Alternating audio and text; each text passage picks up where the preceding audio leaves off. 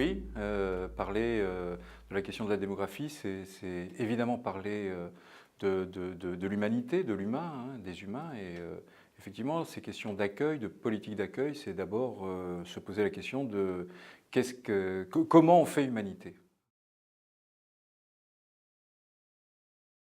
Ce qui nous avait intéressé à la fin des années 90, en mettant au centre des politiques de développement cette question d'accueil, c'est bien sûr cette question d'humanité, hein, c'est bien sûr cette question d'altérité, mais c'est aussi comment finalement notre société aujourd'hui, elle est devenue ou pas accueillante, hospitalière, hein. Et donc pour réussir à relever le défi démographique, pour réussir à accueillir des populations nouvelles sur les territoires, il faut que les gens soient en capacité et la volonté de. Et donc l'accueil, finalement, ça ne se décrète pas, ça s'organise.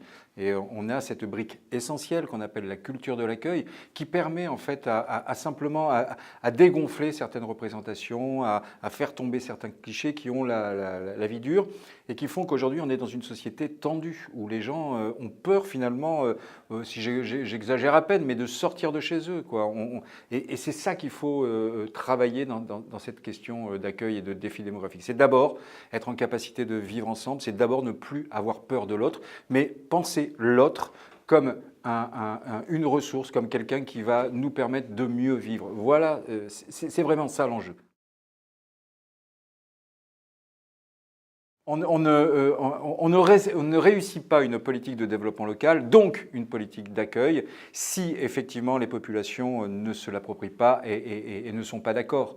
Voilà. Si le territoire, en gros, acteurs, population, habitants, élus, ne se disent pas les choses et affirment en fait leur volonté d'accueil, ça ne marche pas. Voilà, il faut faire de la place pour accueillir les autres. Il faut prendre soin du territoire, mais prendre soin des autres.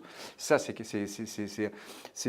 la partie, si vous voulez, fondamentale, le sens que l'on doit donner à nos politiques, et notamment nos politiques sur le local, de développement local. Les localos, c'est une utopie, une utopie concrète, comme on disait au XIXe siècle. C'est de dire aujourd'hui comment on peut ensemble faire autrement humanité, faire autrement territoire, faire autrement avenir. Parce qu'il me semble qu'aujourd'hui, ce qui nous dépasse et ce qui doit nous transcender, c'est même au-delà du projet de territoire, c'est même au-delà du projet de société, c'est un projet civilisationnel. Voilà ce qui est devant nous. Et donc petitement, on se dit que le monde, si on ne le réinvente pas à partir du local, là où on peut avoir des manettes, là où vous comme moi, on peut agir sans attendre qu'il y ait des législations, sans attendre qu'il y ait des lois, eh bien ce local-là, il doit être en capacité de pouvoir réinventer le monde.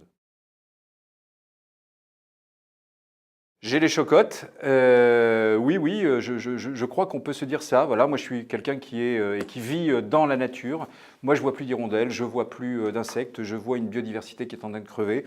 Je vois des gens qui sont tendus, qui ne s'aiment plus, qui ne se supportent plus. Je vois des gens qui sont incapables et des institutions qui sont incapables de se remettre en question. C'est toujours la question du bouc émissaire. C'est la faute aux riches, c'est la faute aux pauvres, c'est la faute aux blancs, aux rouges. Enfin, on n'est plus en capacité de surveiller.